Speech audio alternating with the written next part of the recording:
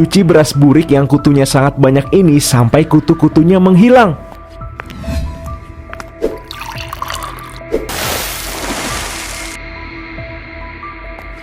Lalu tambahkan cairan tawas ke dalam beras agar warnanya jadi putih bersih.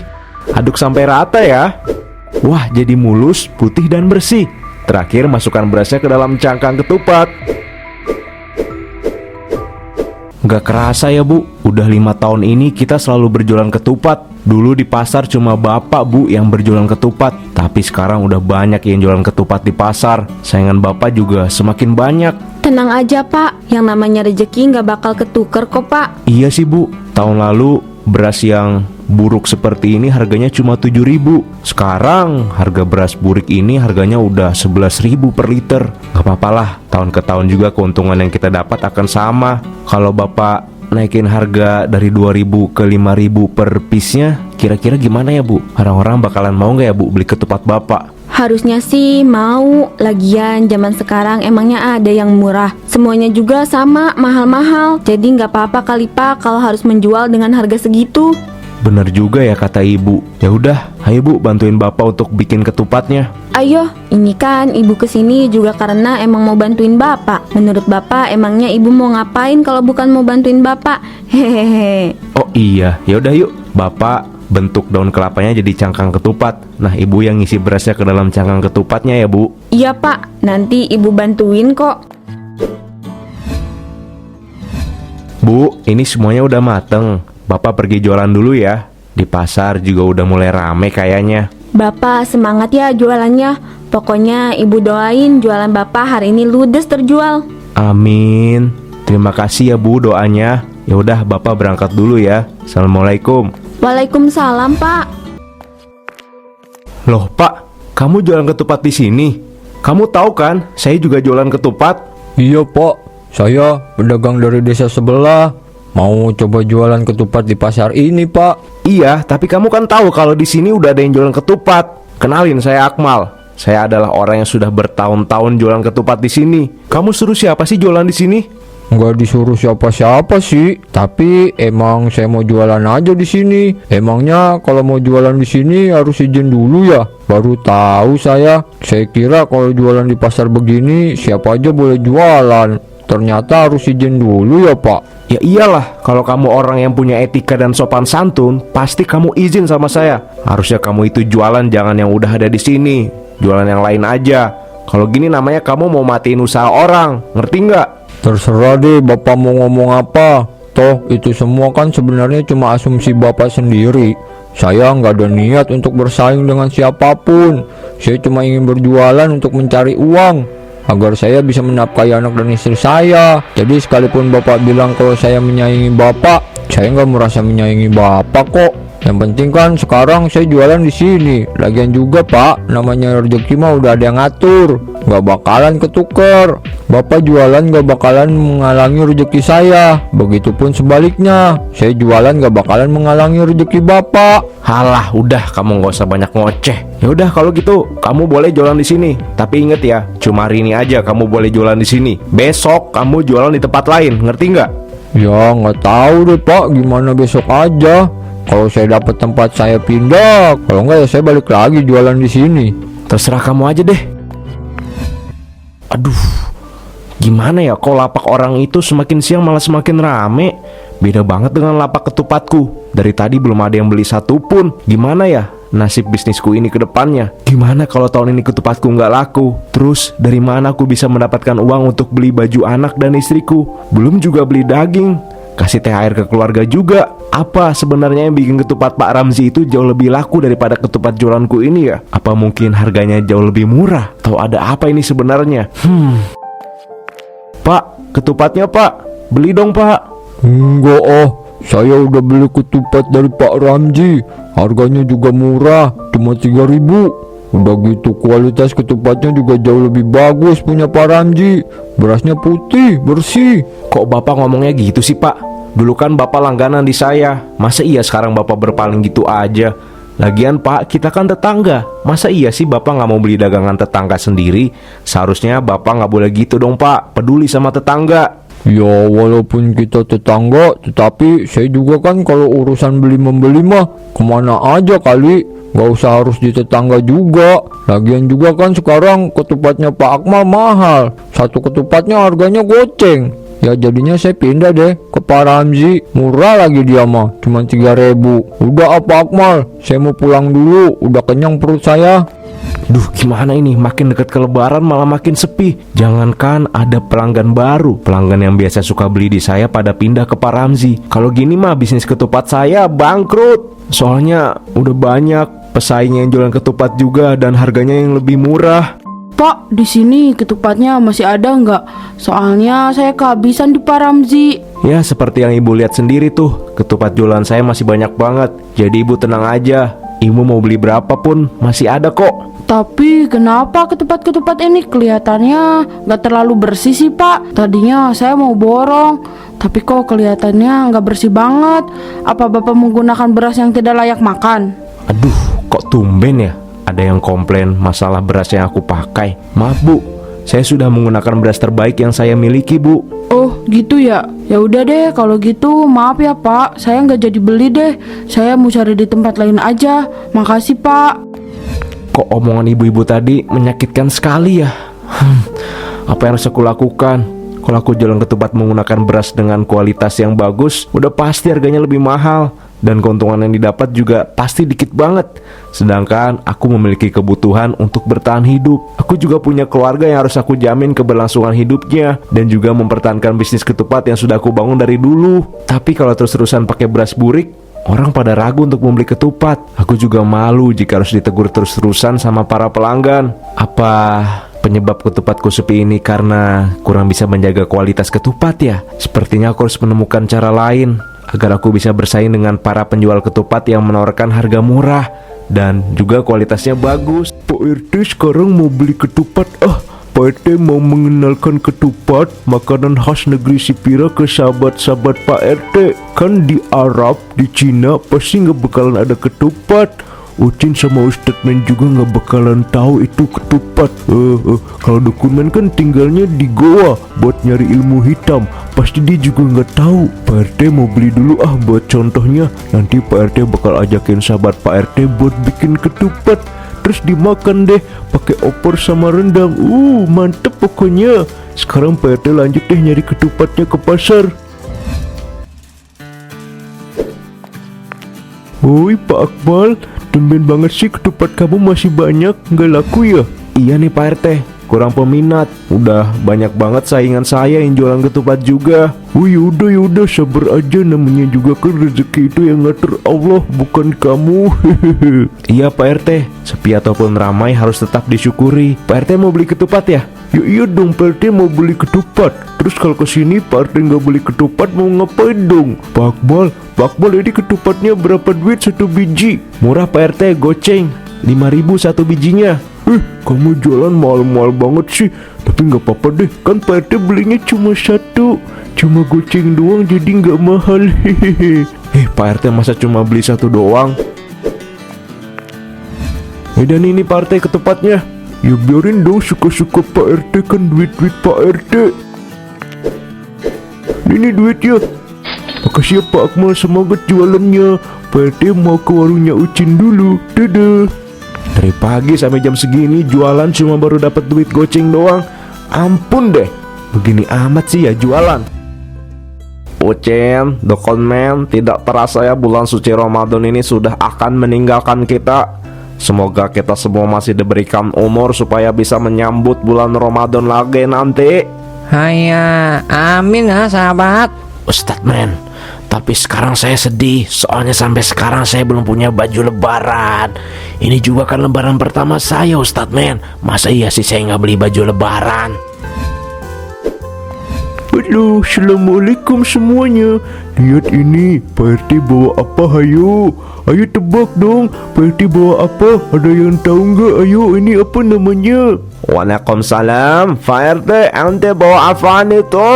Itu apaan Pak RT nih? Woi, semuanya perhatikan. Pak RT mau kasih tahu kalian ini.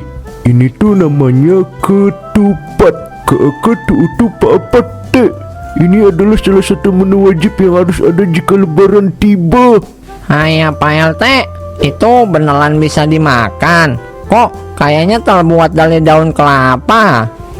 Ini tuh ketupat, di dalamnya ada berasnya. Cangkangnya benar, itu apa kata Ucin, terbuat dari daun kelapa. Nanti direbus deh, makannya pakai opor sama rendang. Ih, enak banget. Pasti kalian gak tahu kan, gak pernah ngerasain. Ayo ngaku kalian gak tahu kan. Wah, sepertinya enak ya Pak RT. Nanti lebaran saya juga mau masak itu aja ah. Tunggu sebentar lah, biar Oe ambilin dulu daun kelapanya ke kebun belakang. Ucin mau dibantuin gak manjat pohon kelapa? Ayah, nggak usah Pak RT, Oe bisa sendiri kok. Nah, ini sahabat Ucin semuanya. Daun kelapanya sudah ada.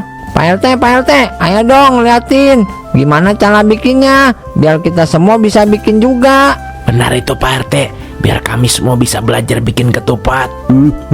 Sebenarnya Pak RT juga nggak tahu gimana cara bikin cangkang ketupatnya. Ini Pak RT beli, tapi Pak RT coba-coba aja lah, semoga bisa. Kok gini sih punya Pak RT jadi segitiga bukan ketupat? Hahaha, itu apaan Pak RT? Hahaha, Oe kira lolang bisa. Hahaha, coba nih lihat Ucin mau coba bikin ah. Ayah, kok punya Ucin bentuknya begini ya? Susah sekali buat cangkang ketupat itu. Ucin, itu mah bukan ketupat tapi lontong. Malah bikin lontong si Ucin. Kalian lagi pada ngapain sih? Oh, lagi pada bikin cangkang ketupat ya? Iya nih si Pira.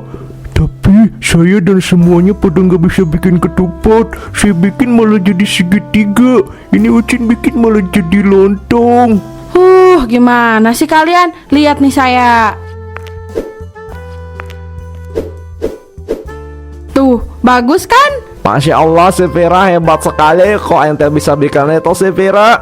Ya iyalah, kan soalnya dari kecil saya udah tinggal di desa. Jadi saya udah jago kalau cuma buat ginian mah. Udah tenang aja, sini saya aja yang bikinin buat kalian cangkang ketupatnya buat lebaran. Wah, si Pira hebat banget. Pak RT seneng deh sahabatan sama si Pira. Ayo semuanya beri tepuk tangan untuk si Pira.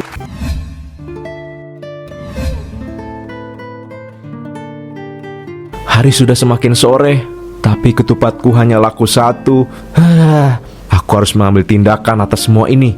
Aku sih ada ide, tapi keputusan yang harus diambil ini bukanlah keputusan yang mudah. Mungkinkah aku harus tetap berjualan jujur seperti ini dengan risiko ketupatku nggak laku? Atau mungkinkah aku terpaksa harus menempuh jalan pintas, yaitu dengan menggunakan tawas agar beras burik yang aku gunakan untuk membuat ketupat ini jadi putih bersih?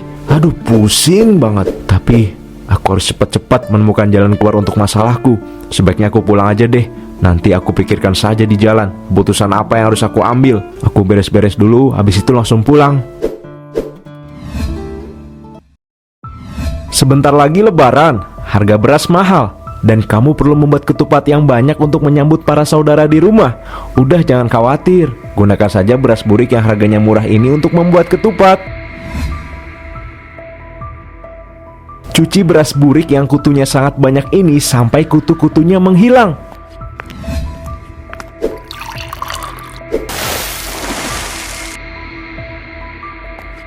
Lalu tambahkan cairan tawas ke dalam beras agar warnanya jadi putih bersih. Aduk sampai rata ya. Wah, jadi mulus, putih dan bersih. Terakhir masukkan berasnya ke dalam cangkang ketupat.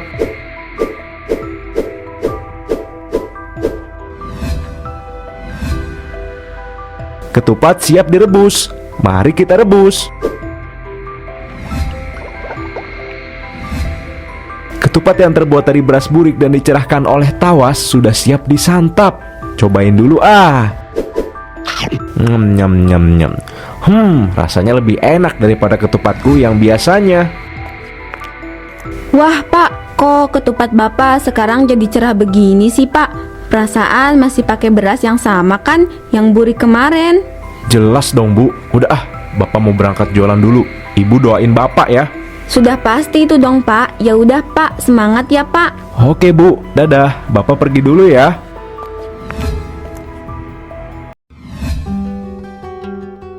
Ketupat, ketupat, ketupat. Ketupat Pak Akmal. Bapak Ibu dibeli ketupat Pak Akmalnya. Wah, Pak Akmal, kayaknya ketupatnya sekarang ada kemajuan ya, bersih. Saya beli dong Pak Akmal 15 biji buat menyambut sanak saudara saya yang mau ke sini. Wah, boleh Bu, boleh. Bu, ketupatnya 15 biji jadi 45.000 ya. Satu bijinya 3.000-an aja. Wah, murah banget sih ya. Udah gitu ketupatnya cakep lagi, sampai putih gitu kayaknya isinya. Ini Pak Akmal uangnya, makasih ya. Makasih Bu. Ternyata berjualan ketupat menggunakan beras burik yang dicerahkan menggunakan tawas ini membuat jualanku bisa laris manis lagi. Lanjut jualan ah.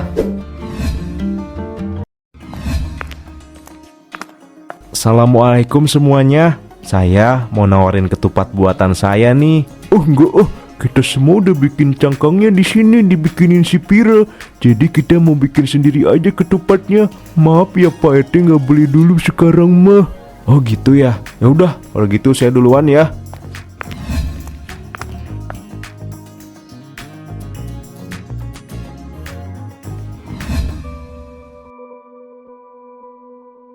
Semenjak aku menggunakan tawas untuk membuat ketupat, sekarang aku jadi sering makan ketupat deh.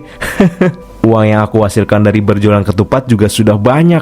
Jadi biar uangku semakin banyak, sekarang aku jualan ketupatnya harus semakin banyak juga. Aduh, kok badanku terasa panas seperti terbakar begini ya? Ada apa ini? Loh, wajahku kenapa jadi ireng gini sih? Kenapa wajahku jadi menghitam gini? Enggak, aku nggak mau jadi Joko Ireng. Tolong, aku harus cari tahu di Google apa yang sebenarnya terjadi dengan diriku ini. Apa mungkin ini semua karena aku sering mengkonsumsi ketupat dari tawas ya, dan memegang tawas setiap harinya. Tolong, tolong, badanku rasanya seperti terbakar, panas. Tolong, tolong. HP di mana HP-ku? Aku harus searching Google sekarang. Oke Google, saya mau bertanya nih, apakah tawas itu berbahaya jika dikonsumsi? Tawas adalah sebuah bahan kimia yang berbahaya dikonsumsi. Tawas biasanya digunakan untuk menjernihkan air. Sebaiknya jangan konsumsi tawas karena akan menyebabkan tubuh Anda terasa terbakar. Jadi benar ini semua karena tawas? Bu, tolongin Bapak Bu, tolongin. Loh Bapak, kok Bapak jadi hitam pekat begitu Pak? Ada apa ini Pak? Bu, sepertinya ini azab untuk Bapak. Soalnya Bapak sudah berjualan sesat. Bapak sudah membuat kesalahan besar Bu. Bapak mencuci beras untuk berjualan ketupat menggunakan tawas, bukan malah pakai beras yang bagus. Badan Bapak rasanya terbakar Bu. Panas Bu. Pak, atuh Pak, kenapa Bapak teh berjualan sesat ih? Sekarang Bapak jadi begini kan? Aduh, panas banget tangan Ibu melepuh. Bapak tiduran aja di situ ya. Besok Ibu antar ke lapak biar Bapak minta maaf ke semua pelanggan. Iya Bu, iya. Assalamualaikum semuanya. Tujuan saya mengumpulkan semuanya di sini atau mengumpulkan para pelanggan saya adalah untuk meminta maaf atas kelakuan saya. Saya menyesal sudah berjualan ketupat menggunakan tawas. Saya sadar saya telah mengejar kesuksesan dengan cara yang salah. Upaya saya untuk bersaing di pasar sudah membuat saya gelap mata. Saya mengorbankan kesehatan dan keamanan para pelanggan saya. Saya menyesali semua tindakan gegabah saya ini. Saya berjanji gak bakalan mengulangi kesalahan saya lagi. Ya udah, sekarang kan Pak Akmal udah dapet ajab ya. Jadi manusia ireng tuh, saya maafin deh. Iya Pak Akmal, jadi hitam kayak arang, jelek banget. Makanya jangan aneh-aneh deh, nanti kena azab jadi jelek mukanya. Kalau saya sih sudah menyerahkan urusan ini sama Allah. Biar Allah aja yang memberi ganjaran untuk Pak Akmal. Sekali lagi, saya minta maaf ke semuanya ya. Badanku rasanya panas. Panas ya Allah, ampun ya Allah.